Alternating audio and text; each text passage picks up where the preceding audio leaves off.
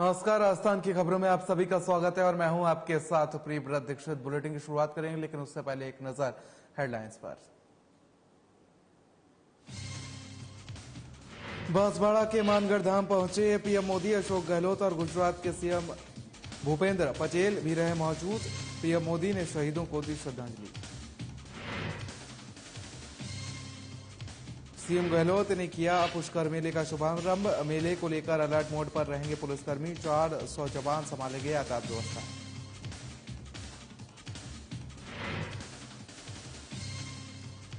जालौर में बीजेपी नेता जोरावर सिंह के घर पर हुआ हमला। नेता की पुत्रवधू पर बदमाशों ने किया हमला। हमले में महिला गंभीर रूप से हुई घायल।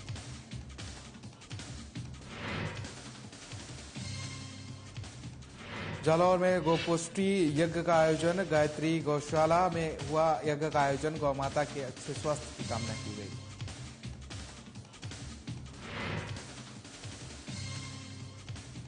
बांद्रा से हिसार जाने वाली ट्रेन में संदिग्ध हालत में मिली युवती। आरपीएफ पुलिस लेकर पहुंची जिला अस्पताल। मामले की जांच में जुटी पुलिस।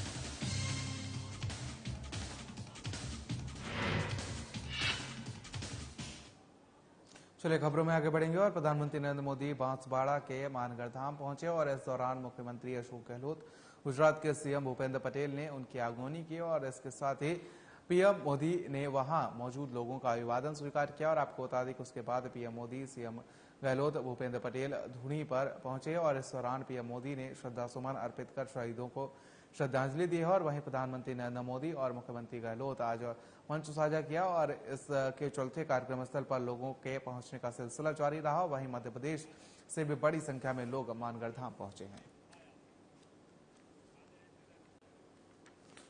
वहीं प्रधानमंत्री नरेंद्र मोदी बांसवाड़ा के मानगढ़ धाम पहुंचे और इस दौरान मुख्यमंत्री अशोक गहलोत, गुजरात के सीएम भूपेंद्र पटेल ने उनकी अगवानी की है और इसके साथ ही पीएम मोदी ने वहां मौजूद लोगों का अभिवादन भी स्वीकार किया। और आपको बता दें कि इसके बाद पीएम मोदी, सीएम गहलोत, भूपेंद्र पटेल धूनी भी पहुंचे और इस दौरान पीएम मोदी ने श्रद्धासुमन अर्पित कर शहीदों को श्रद्धांजलि अर्पित की है।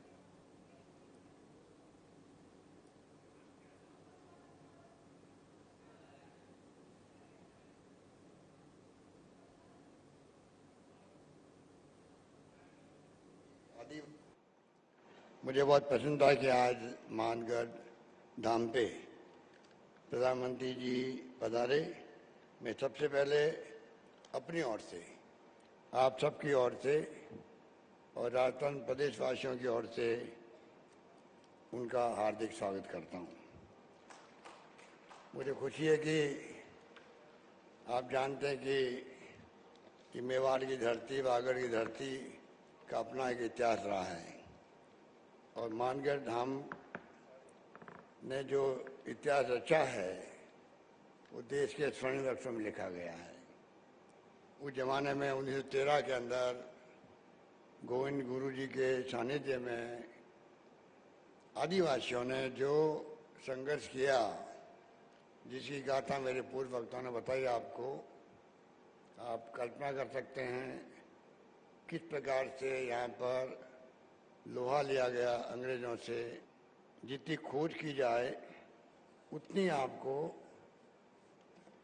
नई नई कहानी मिलेगी कि आदिवासियों ने जंग में गुलामी की जंजीरों से मुक्त होने के लिए क्या क्या किया। तो आज से अंतर्राष्ट्रीय पुष्कर मेला शुरू हो चुका है। मुख्यमंत्री अशोक गहलोत झंडारोहण कर अंतर्राष्ट्रीय पुष्कर मेले की शुरुआत की है और अंतर्राष्ट्रीय पुष्कर मेले को लेकर अजमेर जिला पुलिस प्रशासन ने पुख्ता इंतजाम कर लिए हैं।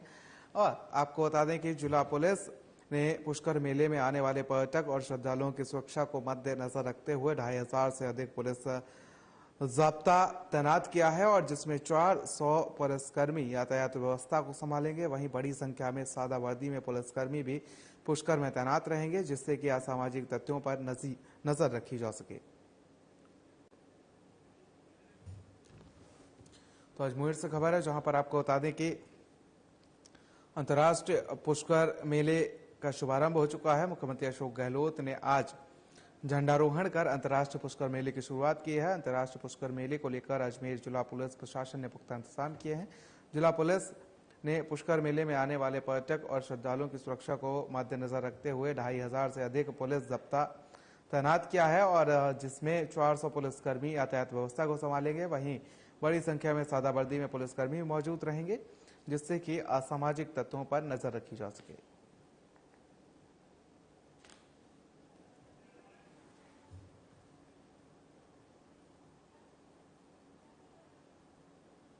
वहीं शहर के गायत्री गौशाला में गोपाष्टमी के पावन पर्व पर 9 कुंडीय गायत्री महायज्ञ का आयोजन हुआ है और वहीं इस दौरान वैदिक मंत्रोच्चार पूर्वक यज्ञ में आहुतियां देकर गौ माता के अच्छे स्वास्थ्य की कामना की गई। इस मौके पर महेश व्यास ने कहा कि गाय हमारे जीवन का आधार है।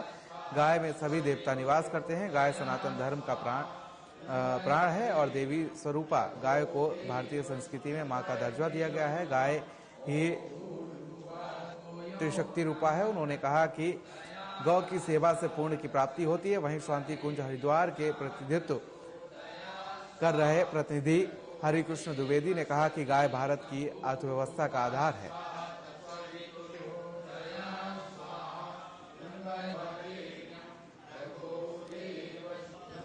तो जालौर से खबर है, जहां पर आपको बता दें कि गोपाष्टमी के पर्व पर यहां पर आज गायत्री गौशाला में गोपाष्टमी के पावन पर्व पर 9 कुंडीय गायत्री महायज्ञ का आयोजन हुआ है। वहीं इस दौरान वैदिक मंत्रोच्चार पूर्वक यज्ञ में आहुतियां देकर गौ माता के अच्छे स्वास्थ्य की कामना की गई है और इस मौके पर महेश व्यास ने कहा कि गाय हमारे जीवन का आधार है और गाय में सभी देवी देवता निवास करते हैं। गाय सनातन धर्म का प्राण है और देवी स्वरूपा गाय को भारतीय संस्कृति में मां का दर्जा दिया गया है।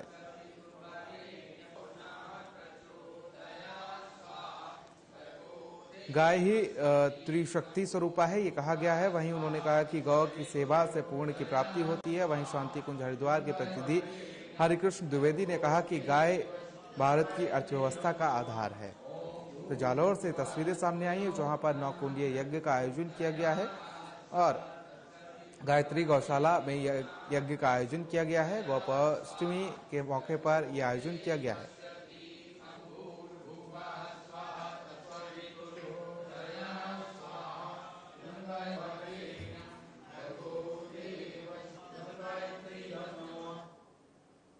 तो वहीं हनुमानगढ़ के रावतसर में बाल कल्याण समिति अध्यक्ष जितेंद्र गोयल ने आंगनवाड़ी केंद्र में वार्ड संख्या 1 पर पहुंचकर शक्ति दिवस के रूप में मनाए जाने वाले दिन मंगलवार यानी आज बच्चों को आयरन की दवा पिलाई और बच्चों की हाइट और वजन का नाप करवाते हुए उनके स्वास्थ्य संबंधी पूरी जानकारी प्राप्त की है। वहीं इस मौके पर गोयल ने बच्चों को आयरन सिरप और गर्भवती महिलाओं को आयरन और फॉलिक एसिड टैबलेट वितरण भी की है और गोयल ने बताया कि यह दवा और टैबलेट एनीमिया से छुटकारा दिलाती है और हर मंगलवार को आंगनवाड़ी केंद्रों और स्वास्थ्य केंद्रों और स्कूलों में शक्ति दिवस के रूप में मनाया जाता है। उन्होंने कहा कि राजस्थान को एनीमिया मुक्त बनाने के उद्देश्य से ये जन कल्याणकारी सेवाएं सरकार द्वारा शुरू की गई हैं और निरोगी काया में बच्चों और किशोरों में ये दवा और टैबलेट काफी कारगर है।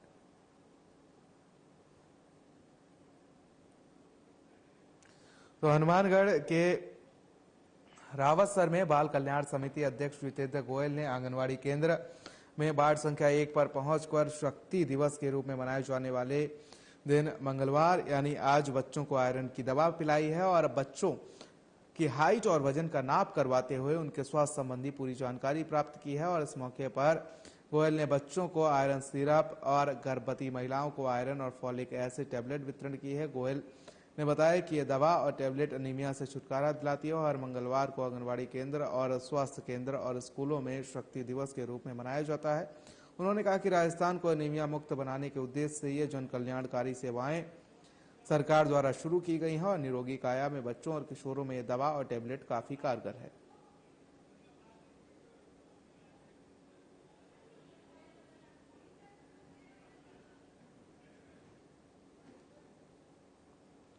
तो हनुमानगढ़ के रावतसर में बाल कल्याण समिति अध्यक्ष जितेंद्र गोयल ने आंगनवाड़ी केंद्र में वार्ड संख्या 1 पर पहुंचकर शक्ति दिवस के रूप में मनाए जाने वाले दिन मंगलवार यानी आज बच्चों को आयरन की दवा पिलाई और बच्चों की हाइट और वजन को नाप करवाते हुए उनके स्वास्थ्य संबंधी पूरी जानकारी प्राप्त की है।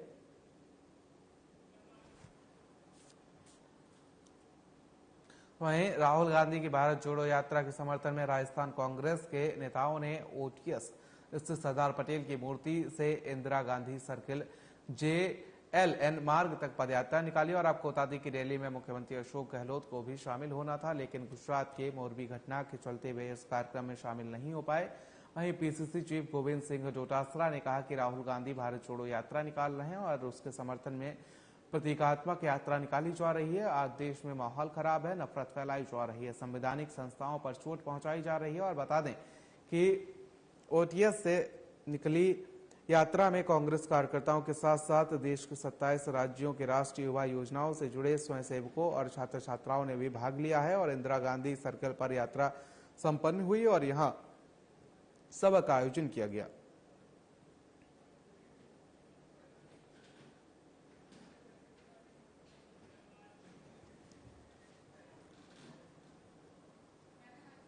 तो खबर बीकानेर से है, जहां पर लंबे अंतराल के बाद आज बीकानेर शिक्षा निदेशालय में वरिष्ठ शारीरिक शिक्षकों की काउंसलिंग की गई। और वहीं आपको बता दें कि शिक्षा विभाग के डायरेक्टर ने बताया कि 196 शिक्षकों में से कुल 182 शिक्षकों को शामिल किया गया, लेकिन 22 शिक्षक काउंसलिंग में नहीं पहुंचे और इस काउंसलिंग के आधार पर वरीयता से शिक्षकों को ट्रांसफर हो सकेगा।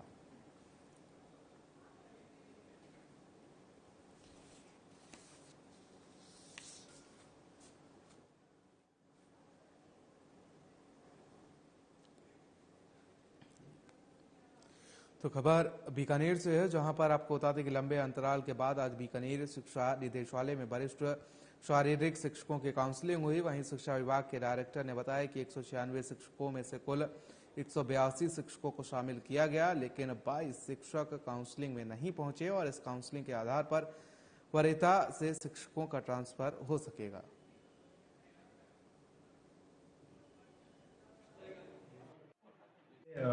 जो अपने शारीरिक शिक्षक हैं उनकी लेक्चरर की काउंसलिंग आज चालू हुई है। कुछ दिनों पहले इनकी लास्ट मंथ में इनकी डीपीसी की गई थी और आज काउंसलिंग जो चालू हुई है। कुल जो डीपीसी के अंदर चयनित हैं 194 चयनित हैं और इसमें से काउंसलिंग हेतु 182 को आमंत्रित किया गया। अभी तक 160 लोग प्रेजेंट हुए हैं और इन 160 में से 90 लोगों की अभी तक ऑप्शन उन्होंने भर दिए, काउंसलिंग हो गई है तथा आज इस काउंसलिंग को संपन्न करा दिया जाएगा। जो लोग मान लीजिए अनुपस्थित रहते हैं तो ऐसे में जितने भी उपस्थित रह के अपने ऑप्शन दिए उनके आवंटन के पश्चात बाकी जो नहीं आते उनको वरीयता के आधार पर रैंडमली दे दिया जाता है। तो इस प्रकार से समस्त काउंसलिंग को आज संपन्न करें। तो खबर शुरू से है, जहां पर बांद्रा से हिसार जाने वाली ट्रेन के एसी कोच में संदिग्ध हालत में एक युवती मिली, जिसे आरपीएफ पुलिस और सीटीआई उपचार के लिए राजकीय भरतिया अस्पताल के आपातकालीन वार्ड लेकर पहुंचे, जहां पर युवती का उपचार जारी है। और वहीं सीटीआई आनंद बाला ने बताया कि रंजू बेनीवाल बांद्रा से हिसार जा रही थी और बताया जा रहा है कि युवती पहले मुंबई की एक आईटी कंपनी में काम करती थी। युवती अपने भाई से मिलने मुंबई गई हुई थी, वापस लौट रही थी कि अचानक रास्ते में उसकी तबीयत बिगड़ गई।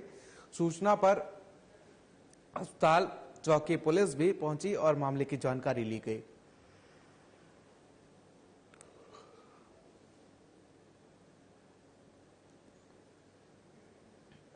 खबर चुरू से है, जहां पर बांद्रा से हिसार जाने वाली ट्रेन के एसी कोच में संदिग्ध हालत में एक युवती मिली, जिसे आरपीएफ पुलिस और सीटीआई उपचार के लिए राजकीय भरतिया अस्पताल के आपातकालीन वार्ड लेकर पहुंचे, जहां युवती का उपचार जारी है। और वहीं सीटीआई आनंद बाला ने बताया कि रंजू बेनीवाल बांद्रा से हिसार जा रही थी। बताया जा रहा है कि युवती पहले मुंबई की एक आईटी कंपनी में काम करती थी। युवती अपने भाई से मिलने मुंबई गई हुई थी और वापस लौट रही थी कि अचानक रास्ते में उसकी तबीयत बिगड़ गई। सूचना पर अस्पताल चौकी पुलिस भी पहुंची और मामले की जानकारी ली।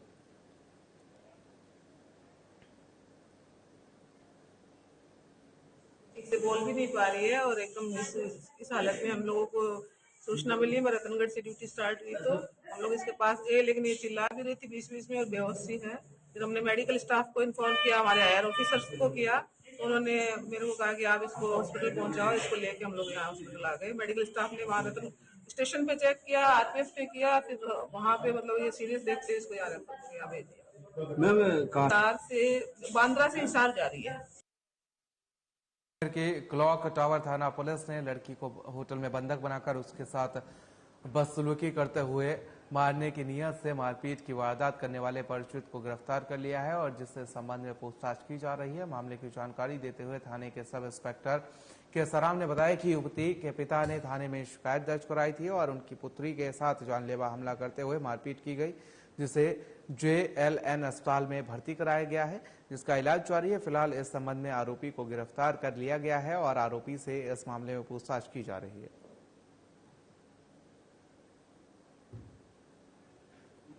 दिनांक 29/10/2022 को परिवार ने रिपोर्ट दर्ज कराई कि मेरी पुत्री को श्यामलाल श्यामा ने होटल देव प्लाजा में बंधक बनाकर उसको जान से मारने नियत से हमला किया, उसके साथ मारपीट की। इसका श्यामलाल को गिरफ्तार किया, इंसान जारी। कौन है, कैसे जानता है? श्यामा कौन है? कैसे श्यामलाल उसके समाज का ही है। हाँ। Trump station. नहीं, क्यों बंद करा? कैसे कोई जानता है क्यों? अब रिपोर्ट में ये बताया कि मैं लड़की को आपस में जानते हैं, इसलिए इसको लड़की अभी बेहोश हालत में, लड़की बयान नहीं हुए।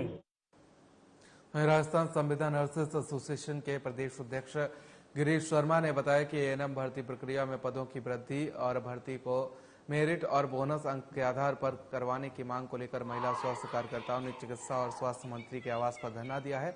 चिकित्सा मंत्री के आश्वासन के बाद भी महिला स्वास्थ्य कार्यकर्ताओं का आंदोलन जारी रहा। राजस्थान संविदा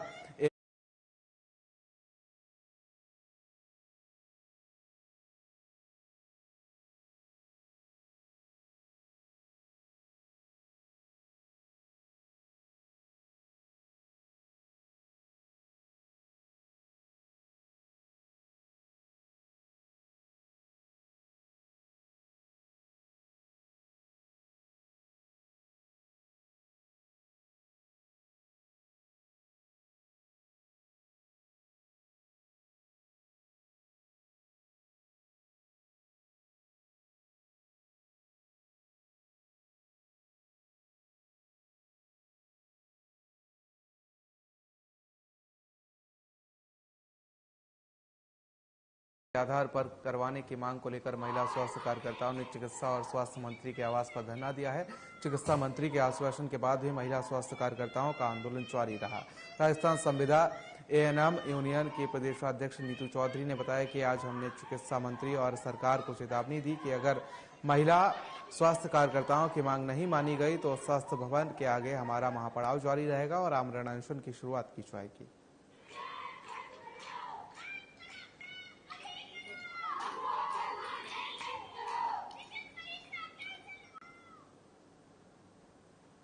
वहीं विनायक दल फाउंडेशन और मैथिली भोजपुरी एकता समिति ने छठ मैया के पर्व पर भजन संध्या का और सम्मान समारोह का आयोजन किया है, जिसमें मुख्य अतिथि सुनील चौहार और राष्ट्रीय अध्यक्ष बजरंग सिंह रहे। वहीं कार्यक्रम की अध्यक्षता जयपुर अध्यक्ष संजीव मिश्रा ने की और वहीं भजन गायक सोनू पंजाबी ने सभी भक्तजनों का मन मोह लिया।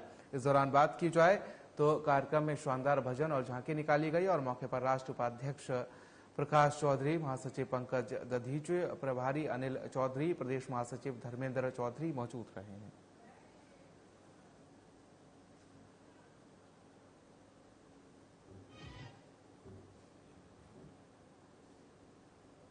वहीं खबर जालौर के रामदेव कॉलोनी गुंदरिया से है, जहां पर बीजेपी के वरिष्ठ नेता जोरावर सिंह राव के घर में बदमाशों ने हमला कर दिया और घर पर उनकी पुत्रवधू अकेली थी और बदमाशों ने उसको निशाना बनाकर उसके साथ धारदार हथियार से जानलेवा हमला किया और हमला करने के बाद बदमाश मौके से फरार हो गए।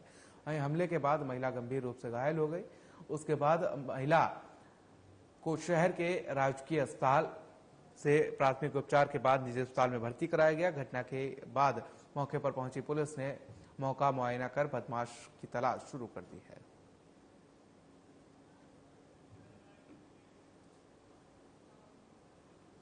तो वहीं बागोड़ा उपखंड के जैसाबास के आलम का धोरा राजकीय उच्च प्राथमिक विद्यालय का रास्ता दबंगों ने एक बार फिर से बंद कर दिया है, जिससे स्कूली बच्चों को आने जाने में परेशानी का सामना करना पड़ रहा है। रास्ता बंद होने से स्कूली छात्र सड़क पर बैठ गए और बता दें कि 8 जुलाई को दबंगों ने सरकारी स्कूल का रास्ता बंद किया था, जिस पर छात्रों द्वारा प्रदर्शन करने पर प्रशासन ने मौका पर पहुंचकर रास्ता खुलवाया था।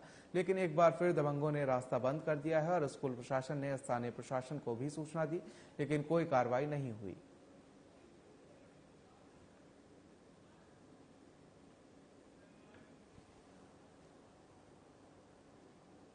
वहीं करेड़ा क्षेत्र के आमदला ग्राम पंचायत के अजीतपुरा गांव में रविवार देर रात्रि एक खेत में अज्ञात कारणों से आग लग गई, जिससे खेत में पड़ी मक्का की फसल जलकर राख हो गई। वहीं पटवारी रवि शर्मा ने बताया कि अजीतपुरा निवासी ईश्वर गोपी नारायण बालू गुजर के समलती खेत में रविवार रात्रि को आग लग गई और आग से करीब 3 बीघा खेत की मक्के की फसल जलकर खाक हो गई। सोमवार को आमदला सरपंच रणविजय सिंह चुंडावत ने सूचना मिलने पर मौके पर पहुंचकर मौका पर्चा बनाया गया और आपको बता दें कि जिसमें करीब 77,000 का नुकसान पाया गया है और इस दौरान सरपंच रणविजय सिंह चुंडावत सहित ग्रामीण मौजूद थे।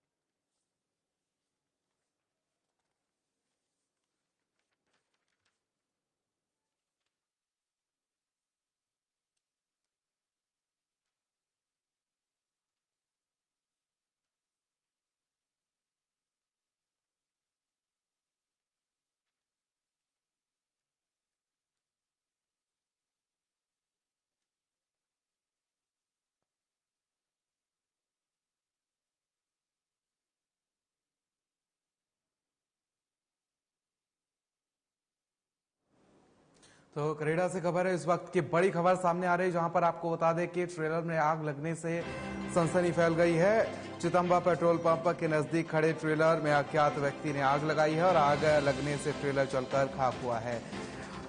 थाना क्षेत्र के चितंबा गांव के फकोलिया रोड स्थित पेट्रोल पंप की घटना बताई जा रही है। तो वहीं कड़ी मशक्कत के बाद आग पर काबू पाया गया। अज्ञात व्यक्ति के खिलाफ ट्रेलर मालिक ईश्वर गुर्जर ने करेड़ा थाने में मामला दर्ज कराया है और पुलिस ने जांच पड़ताल शुरू कर दी है। तो करेड़ा से खबर है, जहां पर चितंबा पेट्रोल पंप के पास खड़े ट्रेलर में अज्ञात व्यक्ति ने आग लगा दी है और आग लगने से ट्रेलर जलकर राख हुआ है। तो वहीं थाना क्षेत्र के चितंबा गांव में फकोलिया रोड स्थित पेट्रोल पंप की घटना है और कड़ी मशक्कत के बाद आग पर काबू पाया गया है। अज्ञात व्यक्ति के खिलाफ ट्रेलर मालिक ईश्वर गुर्जर ने करेड़ा थाने में मुकदमा दर्ज करवाया है। पुलिस ने जांच पड़ताल शुरू कर दी है।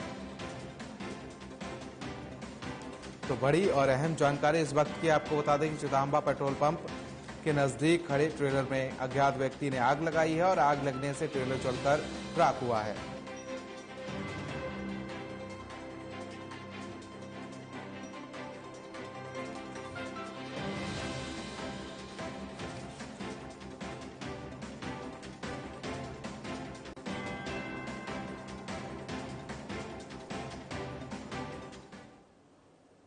तो करेड़ा से ही अगली बड़ी जानकारी सामने आ रही, जहां पर आपको बता दें कि अज्ञात कारणों के चलते एक नवविवाहिता ने फांसी लगाकर आत्महत्या की है।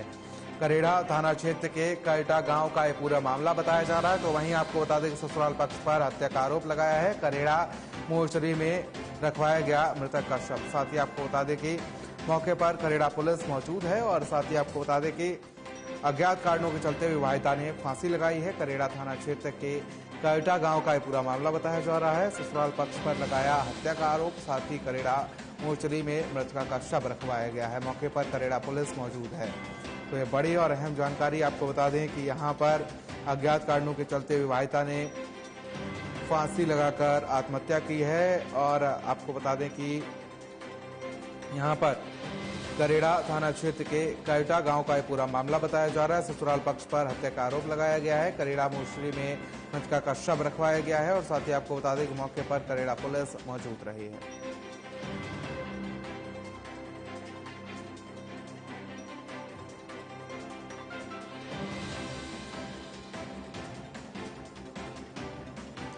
और सिखोपत और अपडेट्स और जानकारी के साथ संपत लाल कुमावत हमारे संवाददाता हमारे साथ जुड़ चुके हैं। संपत जी, क्या कुछ तमाम जानकारी इस खबर को लेकर, क्या कुछ अभी तक पुलिस ने कुछ साफ कर पाया है कि आखिर किन कारणों से विवाहिता ने फांसी लगाई है?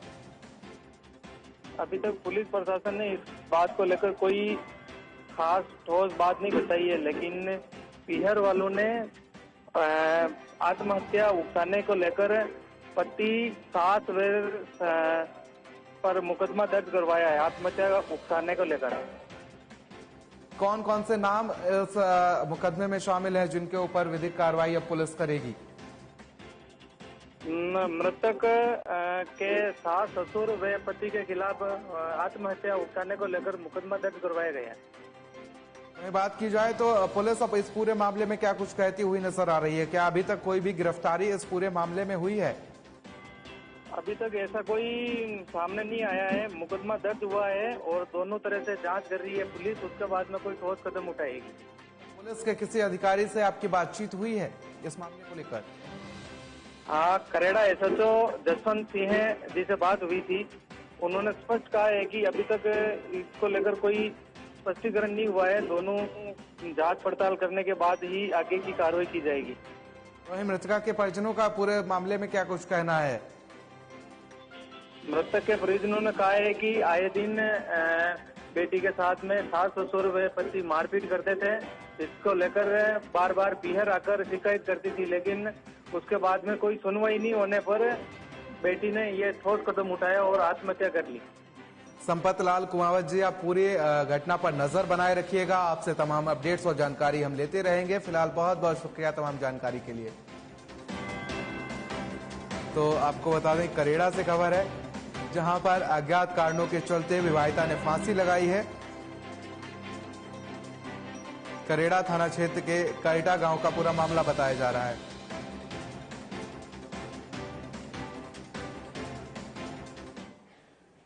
और बुलेटिन फिलहाल मेरे साथ इतना ही। नमस्कार।